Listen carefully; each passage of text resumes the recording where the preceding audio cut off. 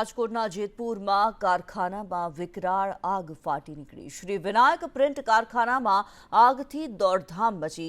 2 fire fighter દ્વારા આગ પર કાબુ મેળવવામાં આવ્યો છે। કારખાનામાં કાપડનો જથ્થો બળીને ખાખ થયો। કારખાનામાં આગ લાગવાનું કારણ અકબંધ છે। હિતેશ રાઠોડ વધુ વિગતો સાથે જોડાયેલા છે। હિતેશ, આગની જે ઘટના સામે આવી રહી છે, શું અપડેટ? જણાવી દો કે જેતપુર શહેરના રબારિકા રોડ ઉપર આવેલા માલવીયા નગરમાં જે વિનાયક ઇન્ડસ્ટ્રીઝ છે તેમાં આજે વહેલી સવારે શોર્ટ સર્કિટના કારણે આગ ફાટી નીકળેલી હતી।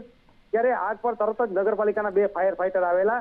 તેમણે આગ ઉપર પાણીનો મારો ચલાવી અને આગને કાબુમાં તો લઈ લીધી, પરંતુ ત્યાં જે કોટનના સફેદ કાપડ હતા તેમાં આગ છે તેને કારણે ધુમાડો વધારે થતા ત્યાં ગુંગળામણ થતી હતી।